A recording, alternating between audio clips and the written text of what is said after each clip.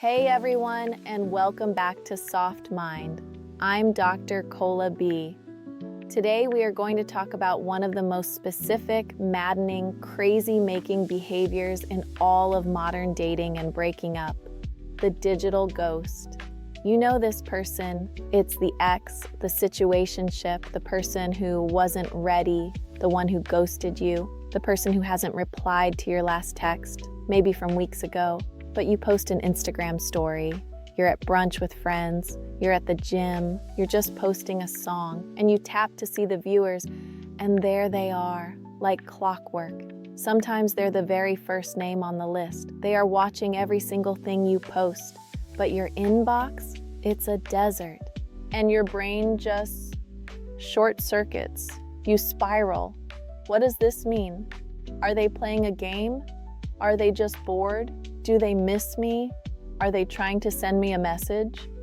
If they're interested enough to watch, why are they not interested enough to just say something? It feels like a deliberate, confusing, psychological torture. I am here to give you the clinical, unvarnished truth. It is not usually a conscious game. It is a profound symptom of their internal conflict. It is the clearest evidence of their attachment wound in action. They're not indifferent, they're not playing, they are stuck. And the reason is simple yet profound. Monitoring you is infinitely safer than feeling you. Today, we are going to dissect the psychology of the one-way mirror, understand exactly what they're seeking when they watch, and most importantly, how you can respond from a place of unshakable peace and power. 1. The psychology of the safe window. First, we must understand the fundamental difference between these two actions in the brain of someone with avoidant tendencies. To text you, a DM, a reply, this is a two-way, high-risk, vulnerable act. It is a direct bid for connection. It opens a door. It requires engagement. It invites a response from you, a response that could be angry, sad, or needy. It exposes them to your feelings and your expectations, to their nervous system, which is wired to see intimacy as a threat. This feels like walking onto a battlefield. It is high stakes, it's unpredictable, and it's terrifying. To watch your story, a passive view. This is a one-way, zero-risk, perfectly safe act. It is not engagement, it is data collection. It's a one-way mirror. They get to satisfy their curiosity, get a small hit of your energy, and feel a sense of connection to you, all from the complete and total safety of their own fortress. They are an invisible audience member. They get all the information with zero risk of vulnerability. So when you see them watch your story but not text, you are not seeing a mixed signal. You are seeing a very clear signal of their exact emotional state. They are interested enough to look, but too afraid to connect. This is not indifference. Indifference is not checking at all. This is conflicted interest, a person caught between their curiosity and their fear. Second, what are they really looking for? The three motives behind the monitoring. So, why are they looking? What is the specific psychological itch they are scratching when they tap on your story? It's usually a cocktail of these three drivers. Driver number 1, emotional regulation. They're hit. This is the simplest, most common motive. They are feeling a moment of loneliness, a pang of boredom, a flicker of nostalgia. Their nervous system feels a void. They are not in a healthy, regulated state where they can sit with that emptiness. So they reach for a quick, low-effort emotional fix. Your story is their self-medication. It's a way to get a quick, passive hit of your energy to soothe their own temporary discomfort. It's not really about you, it's about them and their inability to self-soothe in a healthy way. Driver number 2, data and control, their ping. This is the power dynamic we discussed in S05E02. When you were together, your predictable pursuit was their anchor. It gave them control.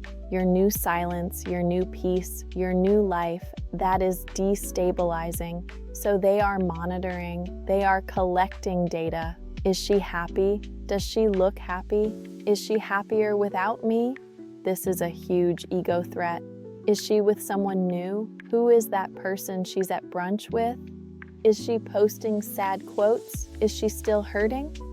They are, in a very real sense, checking their stock. They are trying to gauge your emotional state to figure out where they stand in your universe. It's a low-key, subconscious attempt to maintain a sense of power and control. I may not be with her, but I still know what she's doing. Driver number 3, rosy retrospection, the museum effect. As we covered in our regret phase episode, once the immediate pressure of the relationship is gone, the avoidant brain is excellent at conveniently forgetting all the bad parts. It minimizes the conflicts, your needs, their own panic. All that's left is rosy retrospection, a soft focus, golden hour highlight reel of the good times. In this phase, you are no longer a real, complex, three-dimensional person with needs, a threat. You have become a safe fantasy. You are a museum of good memories. Watching your story is like them buying a ticket and quietly walking through the museum. They get to look at the art, the memory of your laugh, your connection, the comfort, and feel that warmth without ever having to interact with the real-life, complicated artist. They can admire the connection without any of the perceived danger of it. I want to pause here because if you have ever felt your stomach drop when you saw their name on that list, if you've ever felt that mix of confusion, validation, and pain, I want you to go ahead and hit that like button. It's an acknowledgement that you are not overthinking it.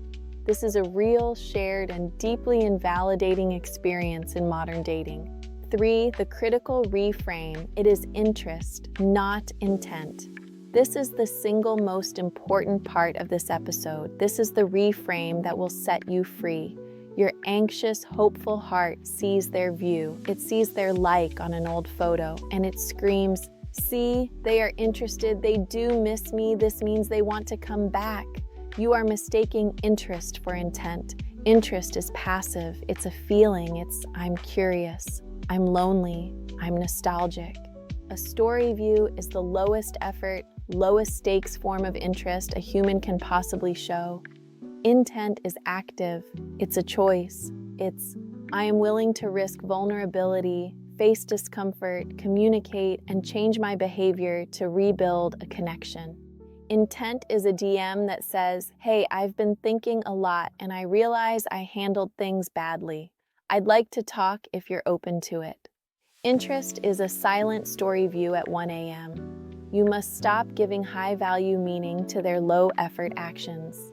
Their monitoring is data that proves they are still conflicted and attached in their own way. It is not an invitation for your action. It is not a sign that you should be the one to finally break the silence and say, hey, I see you watching me.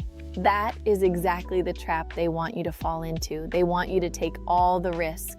And if you are ready to stop giving your power away, if you are ready to stop interpreting breadcrumbs as a feast, then I invite you to hit that subscribe button.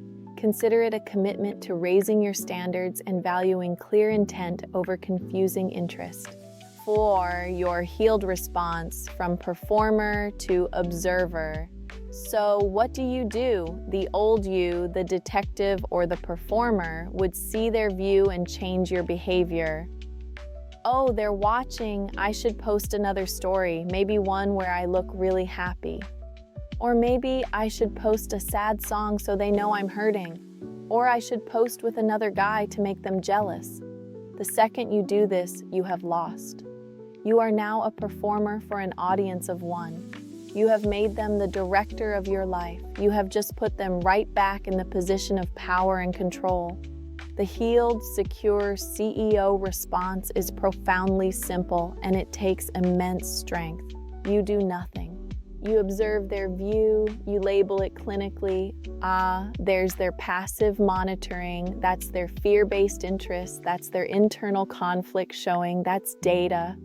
And then You go on with your day. You post exactly what you were going to post anyway, for you and for the other 300 people who are watching. You do not change your behavior for them. You do not text them. You do not block them unless you genuinely need to for your own peace, which is a valid choice. You simply practice ACE, acknowledge the view, categorize it as the low-effort, fear-based behavior it is. Engage with your own real life. This calm, neutral, non-response is the most powerful message you can possibly send. It communicates non-verbally, I see you watching, and it doesn't affect me. My life is not a performance for you, and your passive interest is irrelevant to my peace. You are not a museum for them to visit when they're feeling nostalgic. You are not a TV show for them to binge when they're bored. You are not a data point for their control seeking. Let them watch. Let them watch you heal. Let them watch you build a beautiful, peaceful life. Let them watch you thrive. Let them sit on the other side of that digital glass in their self-imposed safety and watch you become someone who no longer needs them to even text. This is Dr. Cola B. Thank you for being here and doing this deep, empowering work. If this message gave you the clarity to finally stop analyzing those story views, please like this video and subscribe to the channel. And now that you understand their passive behavior, you need to be ready for their active one. I want you to go watch our next episode, 5 Signs the Avoidant is Testing You Before Coming Back. Because when the monitoring isn't enough, they will often try to ping you. You need to know what to look for. Remember, their monitoring is not intimacy, it's distance. Your peace is your power. I'll see you next time.